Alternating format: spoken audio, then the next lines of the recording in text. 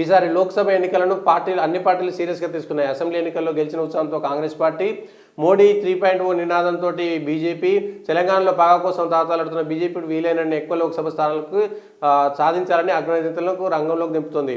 సోమవారం, మంగళవారం రాష్ట్రంలో మోదీ పర్యటించున్నారు. బీఆర్ఎస్ మాత్రం చావోరేవో అని తెలుసుకోవాల్సినటువంటి పరిస్థితి. కాంగ్రెస్ సర్కారుపై వ్యతిరేకత ఉందని బీఆర్ఎస్ చెబుతున్నా లోక్సభ ఎన్నికల్లో దాని ప్రభావం ఎంతవరకు ఉంటుందనే దానిపై స్పష్టత లేదు. ఇది బీఆర్ఎస్కు సంబంధించినటువంటి దాంట్లో ఆ పార్టీకి ఉన్నటువంటి పరిస్థితి ఎట్లా ఉంది అనేటువంటిది అర్థం పడుతున్నది. నల్గొండ ఓడిపోయిన తర్వాత కూడా కేసీఆర్ ప్రజలకు క్షమాపణ చెప్పలేదు, ధన్యవాదాలు చెప్పలేదు. పార్టీకి సంబంధించినటువంటి అంశంలో కూడా మాట్లాడినటువంటి మాటలు తిరిగి మళ్ళీ అట్లానే ఉన్నాయి తప్ప ఎక్కడ కూడా కార్యకర్తలను సంతృప్తి పరిచే విధంగా లేవు అనేదానికి ఇది ఒక ఉదాహరణ. అయితే వెళ్తున్నటువంటి వాళ్ళు కూడా మొదటి నుంచి బీఆర్ఎస్లో పనిచేసినటువంటి వాళ్ళు వెళ్ళడం అనేటువంటిది ఇక్కడ మనం చూడాల్సినటువంటి అవసరం ఉన్నది. కాంగ్రెస్కు పార్టీకి సంబంధించినటువంటి వరకు కూడా ఈ చేరికల దాంట్లో తెల్లం వెంకట్రావు ఈయన చేరినరు. గుండు సుధారాణి, వరంగల్ మేయర్ గుండు సుధారాణి కూడా రేవంత్ రెడ్డిని కలిసింది. భద్రాచలం ఎమ్మెల్యే కూడా ముఖ్యమంత్రి రేవంత్ రెడ్డిని కలిశారు. బీజేపీ నాయకురాలు జనరల్ సెక్రటరీ బంగారు శృతి కూడా రేవంత్ రెడ్డిని కలిసింది. ఇట్లా తెలంగాణలో కాంగ్రెస్ పార్టీ మరింత బలోపేతం కావడం కోసం ఒక ప్రయత్నం చేస్తున్నది. తెలంగాణకు సంబంధించినంత వరకు రేవంత్ రెడ్డి ఒక ప్రత్యేకమైనటువంటి వ్యూహాన్ని చేస్తున్నట్టుగా మనకు కనబడుతున్నది.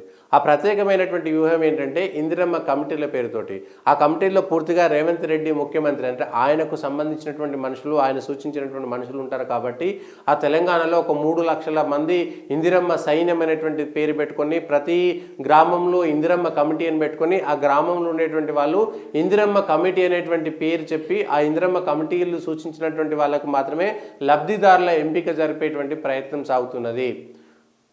ఇది ఏ గ్రామంలో అయినా సరే కాంగ్రెస్ వాళ్ళు చెప్పినటువంటి ఇందిరమ్మ కమిటీ అంటే 100% కాంగ్రెస్కు సంబంధించినటువంటి వాళ్ళే ఉంటారు. ఇప్పుడు ఒక అనధికారికమైనటువంటి అధికార కేంద్రంగా మారేటువంటి అవకాశం కనబడుతున్నది. దానివల్ల వచ్చేటువంటి విపత్తులు కూడా అట్లే ఉంటాయి. ఆ కమిటీలో ఉండేటువంటి వాళ్ళు వ్యక్తిగతమైనటువంటి రాగద్వేషాలకు వెళ్తారో ఆ గ్రామంలో ఉండేటువంటి పాత కక్షలు కానీ పాత కొట్లాటలు కానీ చూసుకొని లబ్ధిదారుల ఎంపికల విషయంలో అట్లాంటి ప్రయత్నం చేయరు అనేటువంటి చూసుకోవాలి.